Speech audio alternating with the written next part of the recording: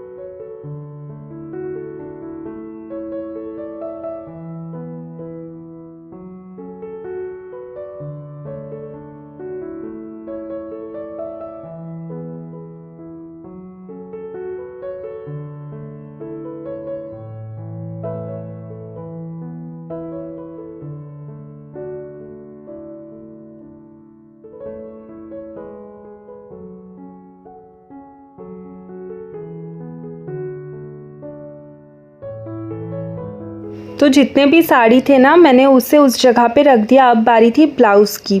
तो यहाँ पे ना मैं एक एक करके सारी ब्लाउज़ को निकाल दे रही थी। उसके बाद मैं सबको एक साथ रखूँगी। तो कई बार क्या हो जाता है ना कि हमें साड़ी तो मिल जाती है लेकिन ब्लाउज़ नहीं मिलती है। तो इसीलिए जितने भी ब्लाउज़ है ना उसे एक एक करके मतलब एक साथ ही रखना है। उससे क्या होगा ना कि जब भी आप कोई भी साड़ी पहनो तो उसका मैचिंग का आप जो है ब्लाउज़ निकाल सकते हो। और जब आपके पास इस तरह से वार्डरोब रहे तब आप इस तरह से कर सकते हैं। अगर हैंगर वाला है तब तो फिर कोई दिक्कत नहीं है। तो यहाँ पे क्या है ना कि आप जितने सिस्टमैटिकली चीज़ें रखोगे ना उतना ईज़िली आपको वो सामान मिल जाएगा। तो मेरे पास जितने भी ब्लाउज़ थे ना मैं सब ब्लाउज़ को एक साथ इकट्ठा करी थी। उसके बाद जो दोनों साड़ी मैंने रखा था इसके बीच में ना मैं ब्लाउज़ लगा के रख दूँगी। तो इस तरह से क्या है ना कि मेरा स्पेस भी बचेगा और जो है ये बहुत अच्छे से ऑर्गेनाइज भी हो जाएगा।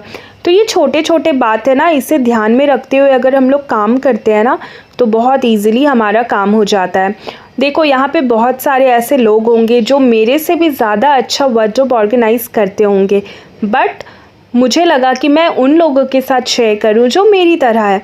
तो यहाँ पे मैंने बताया था ना कि आप जिस तरह से ड्रेस को फ़ोल्ड करते हैं उस तरह से ही आपका वार्डरोब ऑर्गेनाइज दिखता है। तो जो भी सूट वगैरह है ना उसे इस तरह से फ़ोल्ड करना चाहिए। तो मैं ना पहले क्या है कि नॉर्मल वे में फ़ोल्ड करती थी, उस वजह से ना मेरा जो है सूट भी थोड़ा सा लगता था कि जिसमें आयरन नहीं हुआ है और वो अच्छा नहीं दिखता था। तो यहाँ पे मैं ना एक एक करके जितने भी मेरे सूट थे, मुझे थोड़ा टाइम लगा बट मैंने ना फिर उसे बहुत अच्छे से फ़ोल्ड कर दिया। अब क्या है कि एक एक करके जितने भी सूट है ना मैं उसे लगाते जाऊंगी।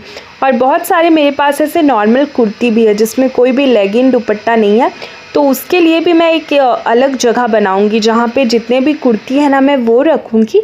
यहाँ पे जो भी सेट वाले थे सूट सलवार दुपट्टा, तो मैं एक एक करके ना उनको उसके जगह पे रखते जा रही थी।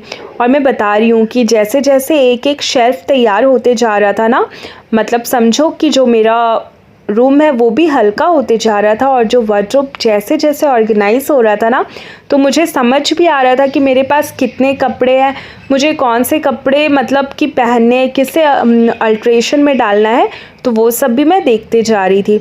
अब यहाँ पे ना इस तरह से एक साड़ी का मेरे पास बैग पड़ा हुआ था जो कि यूज़ में नहीं आ रहा था। तो मैंने क्या किया ना कि मेरे पास जो भी ऐसे वेस्टर्न क्लोथ्स है जिसे मैं रेगुलर नहीं पहनती हूँ, वो मतलब once in a while use होता है, तो मैं वैसे कपड़े ना इस बैग में रख रही थी। तो ये क्या है ना कि बहुत अच्छे से मतलब ऑर्गेनाइज़ हो जाएगा। कई बार ना हमें ऑर्गेनाइज़र ख़रीदने की ज़रूरत नहीं पड़ती है, हमारे घर पे जो चीज़ें हैं ना हम लोग उसी से ऑर्गेनाइज़ कर सकते हैं। तो कई बार हमें ऑर्गेनाइज़र ख़रीदने की ज़रूरत नहीं पड़ती है, क्योंकि हमारे घर में इस तरह से साड़ी का बैग या लहंगा वाला बैग एक्स्ट्रा पड़ा होता है, और अगर आप इसे ऑर्गेनाइज़ करके रख ले तो ये आपके यूज़ में भी आ जाता है और कुछ पैसे भी बच जाते हैं। अब मेरे घर में ना इस तरह का ढेर सारा बास्केट है जिसका कोई भी यूज़ नहीं आ रहा था। तो मैंने क्या किया ना कि मेरे पास जितने भी टॉप वगैरह है, लेगिन वगैरह है, जीन्स वगैरह है, उसे मैं यहाँ पे बहुत सिस्टमैटिकली रखते जा रही थी। तो आप ना इस तरह सा कोई भी बास्केट ले सकते हैं और उसमें ना आप टॉप वगैरह है वो बहुत अच्छे से फ़ोल्ड करके रख सकते हैं। तो इससे क्या है ना कि एक तो जब आपको ये पहनना है तो आप बहुत ईज़िली इसे निकाल भी सकते हैं। कई बार क्या होता है कि जब हम लोग टॉप वगैरह एक के ऊपर एक रखते हैं तो निकालने में थोड़ा दिक्कत हो जाता है, लेकिन इस तरह से रहता है तो आपको जो टॉप पहनना है आप उसे निकाल दो, तो बाकी टॉप भी नहीं बिखरता है और जो है वो बिल्कुल बेस्ट वे में ऑर्गेनाइज रहता है। तो आपके घर में ही ऐसे बहुत सारी चीज़ें होती हैं जिससे आप ऑर्गेनाइज़ कर सकते हो। मैं तो करती हूँ और देखो ये अच्छा भी लगता है।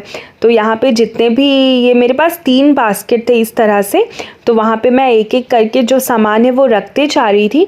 और जो ये अलमीरा है ना मैं उसमें रख दूँगी, तो ये प्रॉपर वे में भी दिखेगा और बहुत ईजी टू यूज़ भी होता है। ऐसे तो बहुत सारे आजकल मार्केट में ऑर्गेनाइज़र आने लगे हैं, बट जब हमारे घर के चीज़ों से ही सामान ऑर्गेनाइज हो जाए तो कोई दिक्कत नहीं है। तो ऑलमोस्ट जो मेरा वार्डरोब है ना वो ऑर्गेनाइज हो गया था, और बाकी चीज़ें आपने देखा ही कि मैं बास्केट में लगाते जा रही थी। तो अब जो भी कुर्ती वगैरह है ना मैं वो यहाँ पे मिडिल में रखते जा रही थी। इससे क्या है ना कि मुझे कभी भी बाहर जाना हो तो अगर मुझे सूट पहनना है तो मैं बहुत इजीली सूट निकाल सकती हूँ, मुझे कुर्ती पहनना है तो मैं कुर्ती निकाल सकती हूँ। तो जब भी आप लोग भी अपने वार्डरोब को ऑर्गेनाइज़ करते हैं तो इस बात का बिल्कुल ख़ास ध्यान रखें कि कौन कपड़ा आप कहाँ रख रहे हैं, क्योंकि तब आप कभी भी निकालते हो ना वो कपड़ा तो आपको ईज़िली मिल जाता है। अब यहाँ पे मैं, मेरे पास जितने भी दुपट्टा थे ना, मतलब एक्स्ट्रा दुपट्टा, तो उन्हें ना मैं, एक मेरे पास और साड़ी वाला बैग था ना मैं उसमें रखते जा रही थी, तो वहाँ पे मैंने वो रख दिया। अब पारी थी ये जो ऊपर वाला शेल्फ़ है और नीचे वाला शेल्फ़ है इसे ऑर्गेनाइज़ करने का। तो ये बहुत कम यूज़ में आता है क्योंकि इसमें मैं वही कपड़े रखती हूँ जो मुझे मतलब कोई पार्टी वार्टी में पहनना हो तभी। तो इसे मैं सारा सामान निकाल दे रही थी और इसके बाद इसे भी ना मैं एक बार बहुत अच्छे से डस्टिंग कर लूँगी। और ये 3 शेल्फ़ मेरा जो है देखो बहुत अच्छे से ऑर्गेनाइज़ हो गया था। तो मैं ऐसे ही करती हूँ, मैं एक साथ मैंने पाँचों खाली नहीं किया, तब वो देख के ना मतलब थोड़ा सा मतलब हो जाता है कि यार ये काम कैसे होगा।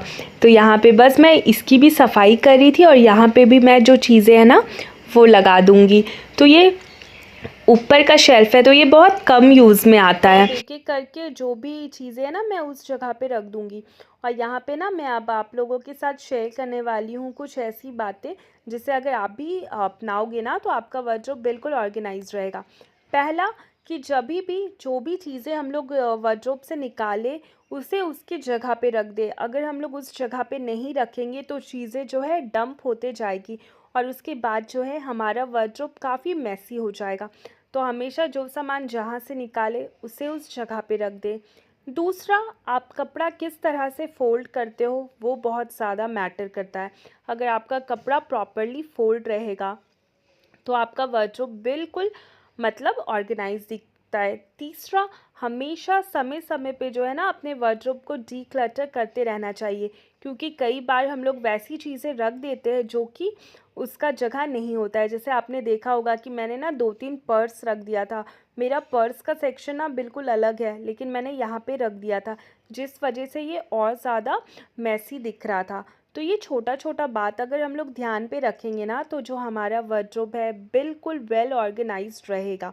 तो ये छोटी-छोटी कुछ बातें हैं जिसे हम ध्यान में रखेंगे ना, तो हमारा जो वार्डरोब है वो कभी भी मैसी नहीं होगा।